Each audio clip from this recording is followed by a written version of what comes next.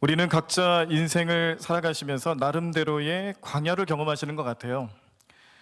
우리가 성경에서 보는 광야는 대체적으로 생명이 없고 살기 힘들고 또 물도 없죠.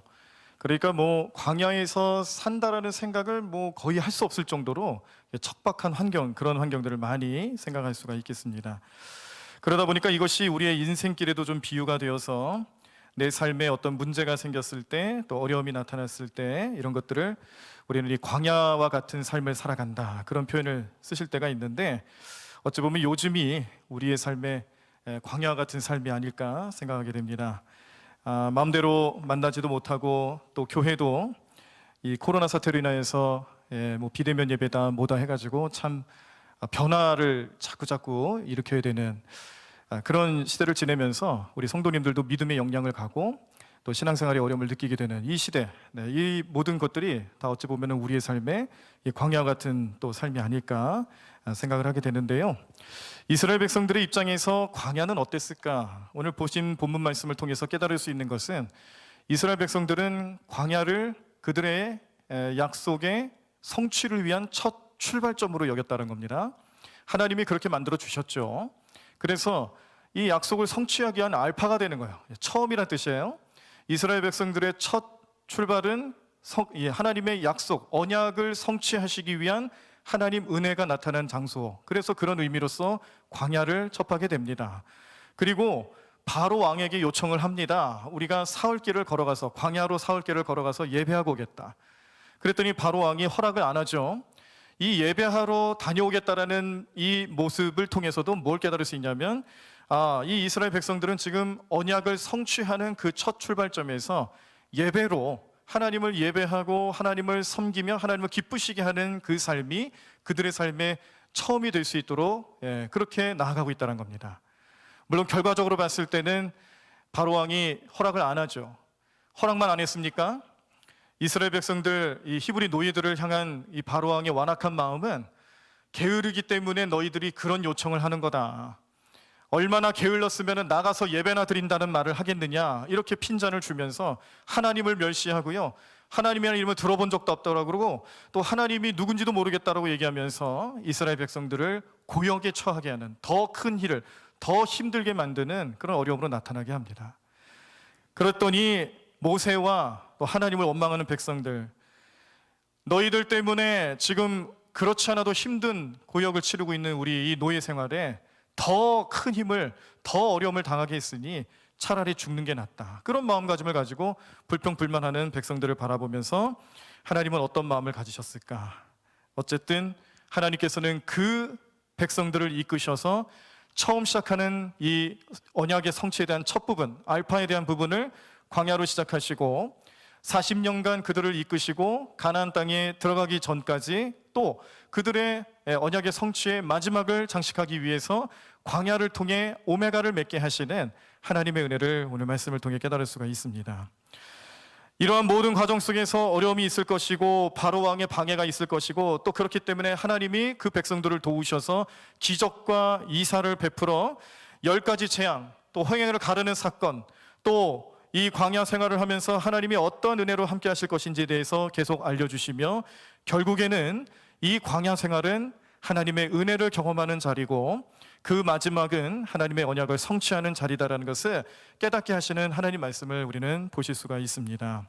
그렇기 때문에 이스라엘 백성들이 경험하고 있는 광야라는 곳은 우리가 생각하는 그런 어떤 고난의 현장과 또 삶의 실패를 뜻하는 듯한 그런 어떤 부정적인 이미지를 가지고 있는 그런 현장과는 사실은 근본적으로는 좀 다릅니다. 물론 광야가 그런 곳이긴 해요. 그런데 하나님께서 이스라엘 백성들을 이끄시고 40년간 광야 생활을 하실 때에 그 하나님 어떤 하나님이셨습니까? 이스라엘 백성들에게 부족한 것이 있으면 채워주시는 하나님이셨고요, 그들이 위험을 당하게 되면 그 위험으로부터 건져주시는 하나님을 만나는 그러한 삶의 자리가 바로 광야였다는 것을 우리는 너무나도 잘 아는데, 그런데도 불구하고 자꾸 우리 마음속에 드는 생각은 뭐냐면, 이 시대를 살아가면서 조금만 불편하면, 조금만 실패를 경험하면, 조금만 내 뜻대로 되지 않으면 그것이 곧 광야라는 것으로 나타나 광야 생활을 하고 있는 것처럼 고백하며 어려워하고 있는 우리의 모습을 생각해 볼 때에, 우리는 광야를 지낸다 할지라도, 이 시대에 우리 인생만의 광야를 겪는다 할지라도 결코 우리는 그 하나님 은혜가 우리로부터 멀어지는 것이 아니기 때문에 우리가 당하는 이 광야 생활은 또 다른 의미로서 우리가 겪어야 할, 또 극복해야 할 삶의 부분이다라는 것으로 알고, 또 어떻게 하면 그런 모습들로 나아갈 수 있을까를 고민할 수 있는 오늘 이 시간 되시기를 간절히 축원합니다. 우리에게 광야란 어떤 의미가 있을까? 아까 이스라엘 백성들에게 있어서는 굉장히 의미가 많았습니다. 그들의 구원, 또 출애굽, 또 그들의 약속의 땅으로 이끌기 위한 과정이었어요. 그렇기 때문에 그 광야가 가지고 있는 의미는 굉장히 큰 뜻을 품고 있습니다. 그러면 우리도 그런 마음을 가질 필요가 있겠죠.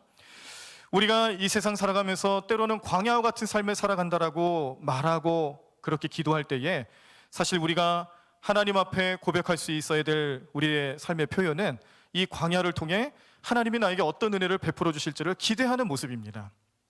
그렇기 때문에 우리는 광야를 통해 먼저 깨달아야 될 사실, 광야에서 이스라엘 백성들이 어떤 은혜를 깨달았는지를 알고 적용하면서 우리가 우리 마음속에 먼저 고백해야 될 내용은 하루하루가 소중하다라는 것을 깨닫게 하시는 현실이 광야라는 거예요. 이스라엘 백성들은 광야 생활을 통해서요, 그 광야의 척박함과 또 생명이 살 수 없는 공간이라는 것을 몸소 경험하며, 그렇기 때문에 더욱더 하나님을 의지할 수밖에 없는 백성들로 거듭나게 됩니다. 물론 몇몇 이스라엘 백성들 사이에서 어떤 어려움이 나타날 때마다 자꾸 모세를 원망하고 그리고 다시 애굽으로 돌아가자, 이런 부족함은 있었죠. 그런데 그럴수록 하나님은 얼마나 많은 은혜를 베풀어 주십니까? 우리가 하루하루를 소중하게 생각할 수 있도록 우리가 광야를 바라봐야 된다는 것은 다른 게 아니에요. 광야가 내일이 없는 곳이고요, 죽음이 도사리는 곳이고요, 소망이 없는 곳이라는 것을 알면 그 하루, 광야에서 지내는 하루의 삶이 얼마나 소중한지 우리 스스로 깨닫게 된다는 사실입니다. 그렇기 때문에 이 광야에서 하나님은 이스라엘 백성들에게 베풀어 주셨던 은혜가 있었는데, 그 은혜의 말씀이 신명기 8장 3절에 이렇게 나타나 있습니다.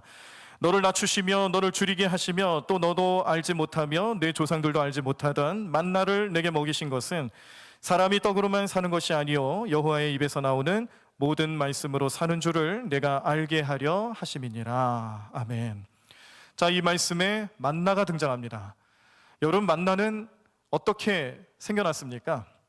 원래 세상에 없던 것이죠. 그런데 출애굽하여 광야 생활을 하는 백성들이 너무 배고파하니까, 또 고기를 먹고 싶어 하니까 하나님께서 세상에 없던 것들을 보내주셨는데, 그때 마치 곡식처럼 과자도 만들어 먹을 수 있고 가루로 빻아서 다양한 요리를 해 먹을 수 있도록 베풀어 주신 세상에 없던 것, 그게 바로 만나예요. 근데 그 만나는 하루에만 쓸 수 있도록 그렇게 하나님 허락하셨습니다. 만약에 만나를 내가 이틀치나 3일치를 미리 가져갔다, 그럼 하루치를 쓰고 난 나머지는 어떻게 돼요? 다 썩고 벌레 먹고 없어져요. 지면에 가득했던 만나도, 거두지 않은 만나도 그 다음 날이 되면 다 사라집니다. 그러니까 하나님께서 만나를 허락하실 때에 그 만나가 가진 속성, 하루하루 필요한 만큼의 양을 얻어서 섭취하여라. 이것이 오늘 우리에게 의미하는 바는 하나님의 말씀, 그 하나님의 은혜, 이 모든 것들도 우리의 삶에 우리에게 필요한 만큼 주시는 하나님 은혜가 있고요, 그렇게 하나님을 간절히 구하고 말씀대로 살아가고 만나를 얻는 것처럼 하루하루를 소중하게 생각하는 우리의 삶이 되려고 주시는 하나님 음성인 줄로 믿습니다. 광야와 같은 삶을 살아가신다라면 하루하루의 삶이 소중하다는 것도 말씀을 통해 깨달을 수 있다는 사실이에요. 우리가 극지방에 사는 여러 부족들 중에 에스키모인이라는 부족을 들어보셨을 겁니다. 에스키모인. 그 에스키모인들 사이에서도 다양한 부족들이 있는데, 어떤 부족은요, 그들의 시간관이 하루밖에 안 된다고 합니다. 우리는 시간을 계산할 때에 1시간, 2시간, 하루, 이틀, 나중에는 일주일, 한 달, 2달, 1년, 2년 이렇게 단위가 넓잖아요. 그런데 이 에스키모 부족 중에 어떤 부족은 하루 단위씩 그들의 시간을 계산한다고 합니다. 그래서 나이가 얼마나 되냐 물으면 몰라요. 왜냐하면 하루하루 살아가기 때문에 계산을 안 하는 거죠. 그래서 어떻게 이런 삶을 살아가는가, 그들의 삶의 모습들을 가만히 살펴보니까 다른 게 아니었습니다. 아침에 눈을 떠서 일어나면 그들의 인생이 시작이 됩니다. 그리고 점심을 지내고 저녁이 되고, 저녁 이후에 이제 밤이 되어서 잠들게 되면 잠자리에 눕고 잠을 자잖아요. 그러면 그 잠드는 그 순간을 죽는다라고 생각을 하는 거예요. 이 부족 사람들은 죽는다라고 생각하는 겁니다. 그리고 나서 다음날 아침이 되면 어떻게 되는 거예요? 다시 생명을 얻고 다시 새로운 인생을 살아가는, 그렇게 생각을 하는 거예요. 그러니까 이 부족 사람들은 하루하루씩 소중하게 살아가는 거예요. 하루를 의미 없이 살아가는 게 아니라 그 하루를 소중하게 생각하는 습관들이 들어져 있는 겁니다.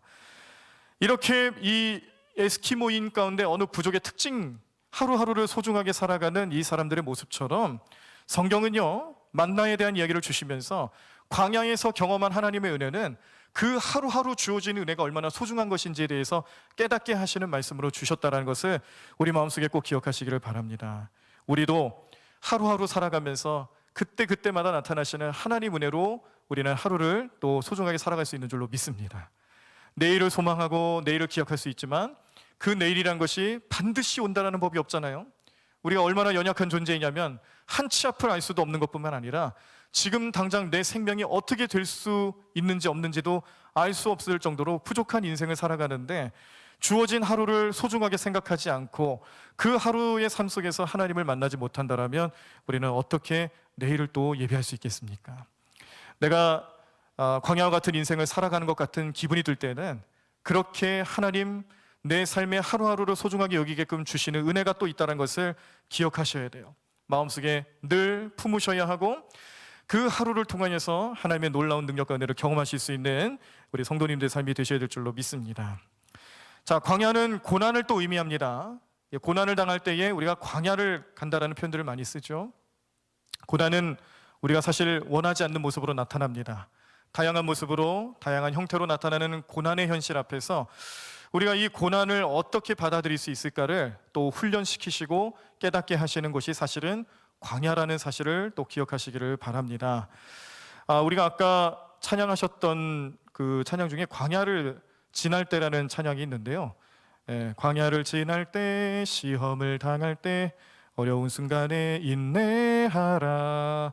주 너를 흔드사 감추인 어두움 드러내 주시리 인내하라. 이 가사를 보시면 주 너를 흔드사, 이 가사에 제가 이 고난에 대한 의미를 좀 부여를 좀 하고 싶습니다. 무슨 의미냐면, 얼마 전에 우리가 이제 추석으로 이제 여러 식구들이 모이셨죠. 우리 자녀들도 오랜만에 뵙고 만날 수 있었고, 또 친지분들, 그동안 궁금했던 그런 여러 가족들을 가정에서 좀 뵐 수 있었을 것입니다.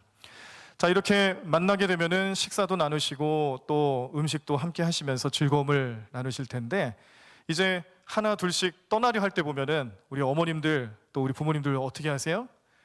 그냥 보내지 않죠? 꼭 이렇게 그동안 먹었던 음식들을 잘 포장을 해가지고 쥐어줍니다. 가져가서 먹으라고 그렇게 쥐어주는데, 그때 싸주는 모습을 가만히 살펴보니까 그냥 대충 싸지 않으시는 것 같아요. 이 그릇에다가 가득 담았는데 그걸 막 누르고 눌러요. 그냥 한없이 누릅니다.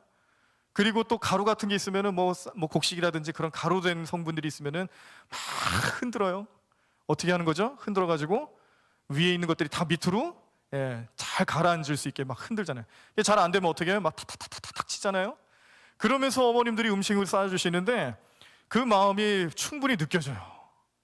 그래서 얼마나 우리를 사랑하시면은 저렇게 이렇게 음식들을 주시기 위해서 저렇게까지 하실까, 그런 생각이 드는데, 근데 그 모습을 가만히 보니까 만약에 하나님이요 이렇게 흔드시는 모습, 우리의 삶에는 그게 우리의 고난이 될 수 있습니다.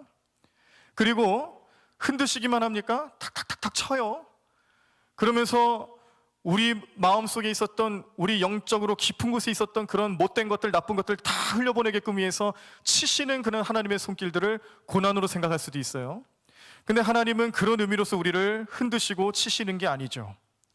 예수님께서도 비유 말씀을 주신 것이 누가복음 6장 38절처럼 주라 그리하면 너희에게 줄 것이니 곧 후히 되어 누르고 흔들어 넘치도록 하여 너희에게 안겨주리라. 너희가 헤아리는 그 헤아림으로 너희도 헤아림을 도로 받을 것이니라. 라는 이 말씀의 내용처럼 누르고 흔들어라는 것은 그 모양만 봤을 때는 고난스러워 보일지 모르지만 그 결과를 놓고 봤을 때는 축복을 더 주시기 위한 하나님 마음이에요. 더 많은 축복을 주시기 위한 하나님께서 주시는 행동들이며 모습이라는 겁니다. 그러니까 우리의 인생에도 광야를 지낸 것 같이, 광야를 걷는 것 같이 고난을 당하게 되는데, 그 고난의 현장 속에서 때로는 우리를 막 누르는 현장이 있어요. 스트레스를 받습니다. 중압감을 느낍니다. 그렇게 눌러 제낄 수가 없어요.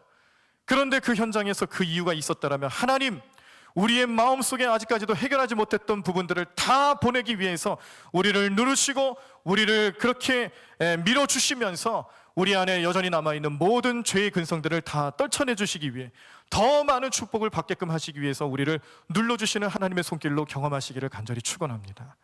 흔드실 때가 있을 때 또 우리는 어떻게 흔들립니까? 우리가 생각했던 것들이 다 흔들려요. 내가 예정하고 계획하고 또 준비했던 모든 것들이 다 흔들립니다. 내 뜻대로 되는 게 없어요. 내 마음대로 되는 경우가 없습니다. 인간관계가 흔들리고요, 나의 계획이 흔들리고요, 모든 것이 내 마음대로 되어지지 않을 때에 나를 흔드시는 하나님을 경험하십니까? 그 흔드시는 하나님의 고난 속에서, 하나님 주시는 고난 속에서 우리가 깨달을 수 있는 것은 역시 다른 것 아니죠. 내가 흔들리면 흔들릴수록 내 안에, 내 심령 깊은 곳까지 하나님 은혜가 뻗쳐나갈 수 있도록, 그 축복의 대상이 될 수 있도록 우리를 인도해 주시는 주님의 손길이 이러한 고난의 과정에서 나타날 수도 있다는 것을 깨달으시기를 바랍니다. 광야가 상징하는 것이 영적인 의미로서는 고난이지만, 그 고난의 현장에서 나타나시는 하나님의 은혜는 이루 말할 수 없다는 것을 깨닫게 하시는 말씀이죠. 누르고 흔들면 그 자체로는 고난의 과정으로 여겨질 수 있는데, 그러나 상징적으로 결론을 놓고 본다라면 더 많은 은혜와 더 많은 축복을 주시기 위한 하나님의 연단의 과정이었다는 것을 깨닫게 됩니다. 우리의 삶에 광야와 같은 때를 지내고 계십니까? 그 광야의 현장에서 고난이 임하신다라면 그 고난은 우리를 위한 고난입니다. 우리를 변화시키고 우리를 축복의 인생으로 바꿔주시기 위한 하나님의 손길이다라는 것을 기억하시고, 그 고난의 현장에서 주님 나를 어떻게 인도하시고 나를 어떻게 이끌어 가시는지를 바라보실 수 있는 우리 모든 성도님들 삶이 되시기를 간절히 축원합니다. 세 번째로, 하나님은요, 광야길에 그 없는 길도 만들어주신 하나님이셨다는 것을 깨달으셔야 합니다. 내 인생이 광야와 같은 인생 같으시면 그 광야와 같은 인생 속에서 하나님 함께 하시면요, 없던 길도 만들어주시는 하나님이시라는 것을 발견하셔야 하죠. 내가 어느 길로 가야 할지도 알려주시는 하나님이시지만 없는 길을 만들어주시고 그 길로 인도해 주시는 하나님의 은혜가 나타나게 되는데, 이사야는 이 하나님의 은혜를 이렇게 고백했습니다. 43장 19절에, 이사야 43장 19절 말씀에, 보라 내가 새 일을 행하리니 이제 나타낼 것이라 너희가 그것을 알지 못하겠느냐, 반드시 내가 광야의 길을 사막에 강을 내리니 라는 하나님 말씀. 이 말씀만 의미하더라도 우리가 광야 같은 인생길을 걸어갈 때 하나님 나와 함께 하시면 어떻게 하신다라는 거예요? 광야와 같은 길에 길을 내어주시고 사막과 같이 물이 한 방울도 없는 곳에 강을 내어주시는 하나님의 역사심이 나타나지 않겠습니까? 그러므로 우리는 이 모든 과정 속에서, 광야와 같은 인생길을 걸어가는 우리의 삶 속에서 나에게 길이 없다고 길을 제시해 주지 않는다는 것을 불평불만할 것이 아니라, 그 길을 만들어주시는 주님을 의지하지 못하고 불평불만했던 그 하나님 앞에 내가 온전히 나가지 못했던 나의 모습을 발견하시기를 간절히 축원합니다. 여러 가지 길을 만들어주시고 우리를 이끌어주시는 하나님의 은혜 속에서 우리가 가장 좋은 길을 또 경험하고 있는데, 그 길은 바로 예수 그리스도입니다. 예수님이 나의 길이 되어주셨습니다.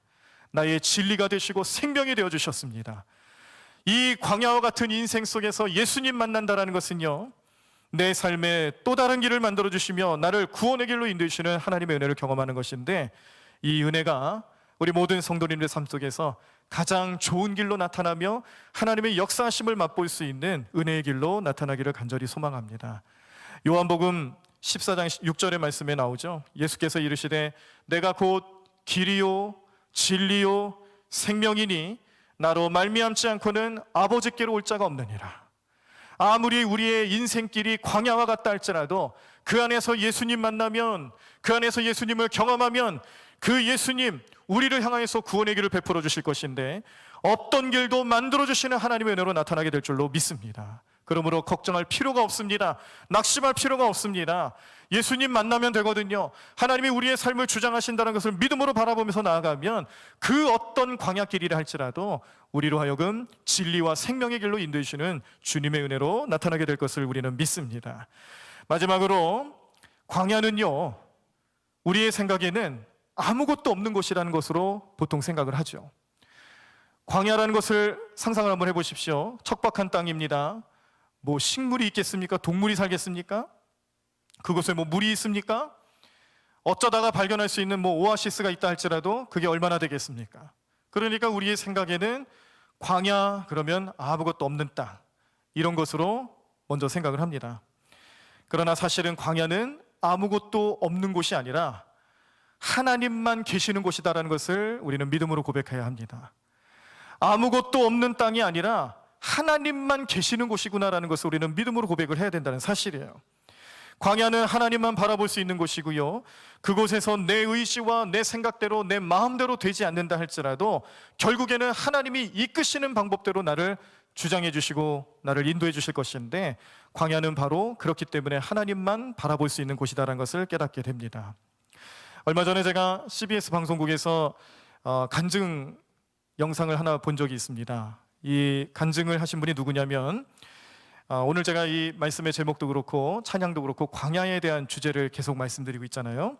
그래서 요즘에 우리 성도님들께서 좋아하시는 찬양 중에 광야를 지나며라는 찬양이 있습니다. 아까 우리가 부르셨던 찬양은 광야를 지날 때라는 찬양이고요, 광야를 지나며라는 찬양이 있는데, 왜 나를 깊은 어둠 속에, 이 찬양 아시죠? 네, 많이 들어보셨을 겁니다. 그 찬양을 작곡하신 정진숙 작곡가분이 계시는데, 이분이 히즈 윌이라는 찬양팀을 이끌고 계세요. 앨범도 많이 내셨더라고요. 그런데 이 대부분의 앨범이 다 이 정진숙 작곡가님의 그 영성 일지를 가사로 만들고 거기에 곡을 입혀서 나온 찬양들이라고 합니다.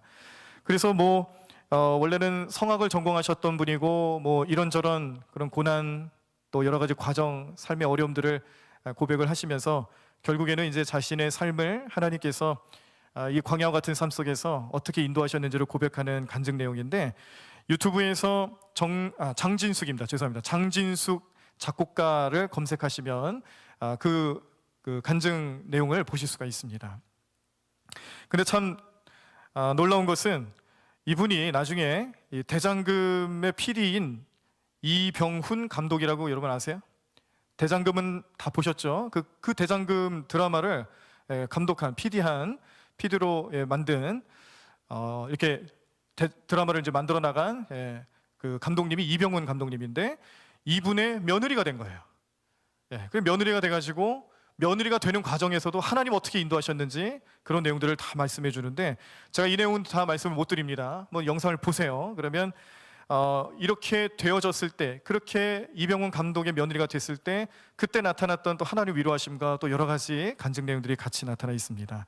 자, 그러면서 그렇게 자신의 간증을 하고 마지막에 마무리를 하며 뭐라고 고백을 하냐면, 내 뜻대로 되지 않아서 다행입니다 라는 이야기를 하는 거예요. 내 뜻대로 되지 않아서 다행입니다. 참 우리의 생각과 많이 다르죠. 우리는 내 뜻대로 되어야 다행이에요. 그런데 이 장진숙 작곡가님은 그동안 자신이 원하고 바라는 뜻대로 되지 않고 하나님이 이끄시고 하나님이 역사하신 대로 되어졌기 때문에 다행입니다라고 고백을 하면서, 그가 지금 이러한 상황에서 이렇게 간증도 할 수 있고, 또 히즈 윌이라는 찬양팀을 통하여서 정말 주옥 같은 찬양을 통해 하나님 영광 올려드릴 수 있는 일들에 대해서 이끌림을 받는 삶이 얼마나 소중한지, 이전에는 이 모든 어려움과 과정 속에 자기가 광야에 홀로 내버려두는 것처럼 생활을 했지만, 그러나 실상 하나님께서 그 삶을 붙잡고 계셨고 이끌고 가시고 계셨다는 것을 깨닫게 되면서 그걸 간증하는 내용들을 보실 수가 있었습니다. 하나님 외에는 아무것도 할 수 없기 때문에 하나님과 더 가까워질 수 있었고, 하나님을 더욱더 알아갈 수 있는 여정이 될 수 있었다는 것을 자신의 광야와 같은 삶의 모습을 고백하면서 이야기를 해주는데, 이것이 우리 모든 성도님들 삶의 큰 도전거리가 되기를 간절히 소망합니다. 우리의 생각에 광야는 그냥 하염없이 나쁜 것처럼, 하염없이 우리의 생활에 가고 싶지 않은 것으로 그렇게 생각이 되었을지 모르지만, 그러나 우리 하나님께서 이런 광야와 같은 삶을 살아가는 우리의 인생 속에서 주시는 의미들을 생각해 본다라면 주신 은혜가 너무 많다라는 거예요. 오늘 이 시대를 살아가는 여러분들의 삶 속에서도, 또 우리 성도님들의 삶 속에서도 오늘 이 순간이 혹시 광야와 같이 느껴지신다라면 오늘 이처럼 주시는 말씀의 내용 하나하나씩 기억하시면서 이제는 광야를 대하는 우리의 인생, 우리의 삶의 자세가 이렇게 좀 바뀌었으면 좋겠습니다. 어떻게 바뀌면 좋겠냐면요, 첫 번째는 하나님과 더욱 가까이 할 수 있는 시간을 주심에 감사할 수 있는 그런 광야 생활이 되셨으면 좋겠어요. 제가 이제 추석 명절을 지내면서 제가 이제 처가댁을 방문했습니다. 처가댁에 제 아내는 6남매의 맏딸 장녀고요. 그 밑으로 딸이 4명이 더 있고 막내가 아들이에요. 그래서 6남매가 됩니다. 자, 그 이야기는 곧 무슨 얘기냐면 제 밑으로 처제가 4명이나 있어요. 처제가 4명이 있는데 다 결혼했습니다. 그러면 제 손아래 동서가 몇 명이에요? 4명이 있어요. 예, 많아요. 생각보다 많습니다. 그 많은 동서들과 이런저런 이야기를 나누면서 그 동서들 중에 아버님이 장로님이신 동서가 있습니다.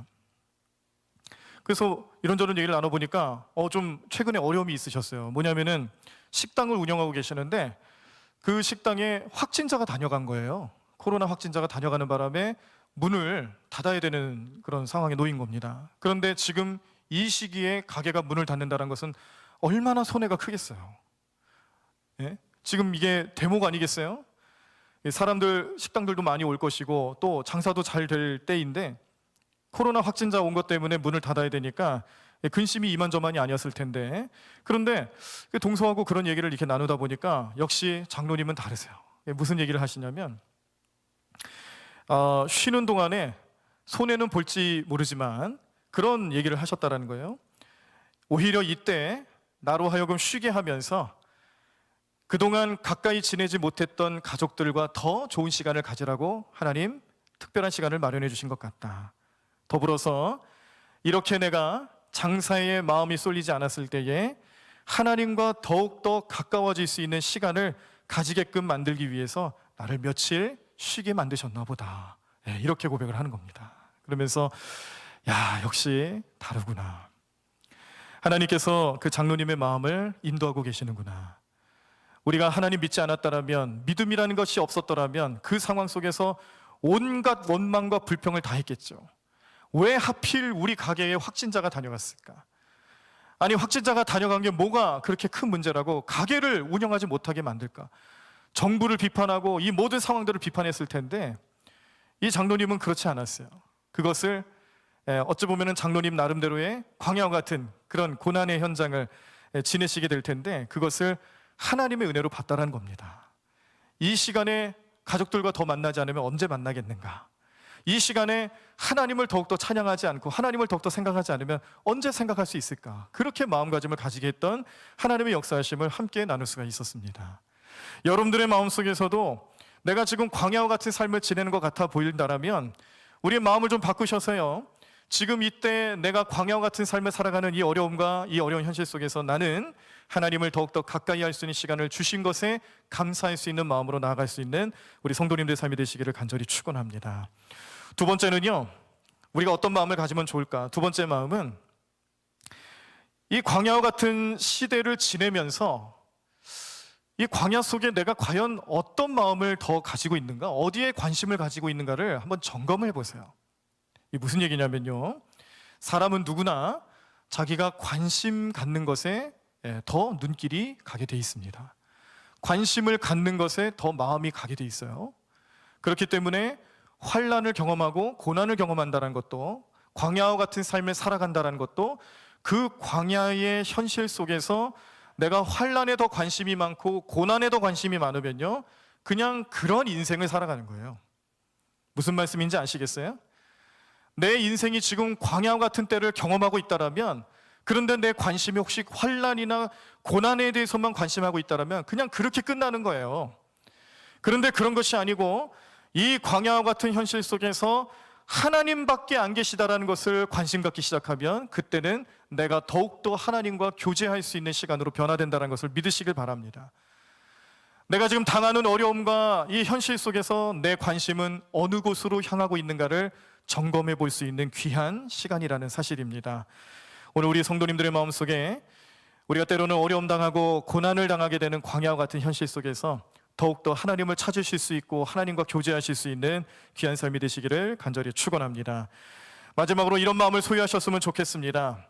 아까 우리 그 장진숙 작곡가가 고백했던 것처럼 그의 삶에 그가 광야와 같은 인생을 걸을 때에 그가 하고 싶은 것도 많았고 그가 뜻하는 그런 기도 제목들도 많았지만 그러나 결국에는 하나님께서 그의 삶을 하나님의 방법대로 인도하셨어요.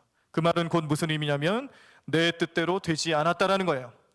우리의 마음속에서도 우리가 광야와 같은 인생을 살아간다면요, 왜 하나님 나에게 이렇게 어려움을 주십니까? 내가 왜 이런 고난을 당해야 됩니까? 거기에 관심 갖지 마시고요, 내 뜻대로 되지 않았기 때문에 하나님의 역사하심을 맛볼 수 있었고 하나님의 인도하심을 경험할 수 있었음에 감사하며 그것이 더 은혜가 되었음을 고백하실 수 있는 우리 모든 성도님들 삶이 되기를 간절히 축원합니다.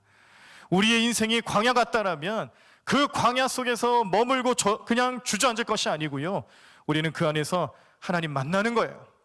하나님이 우리에게 어떻게 역사하실지를 바라보는 겁니다. 그 하나님 나에게 이 광야 속에서 어떤 의미를 주실지를 알고 깨닫고 살아가시면서 우리의 인생을 주님께 맡기고 주님 주시는 은혜 속에 또 다른 힘과 능력을 경험하시며 주님 앞에 온전히 나아갈 수 있는 우리 모든 성도님의 삶이 되시기를 간절히 축원합니다.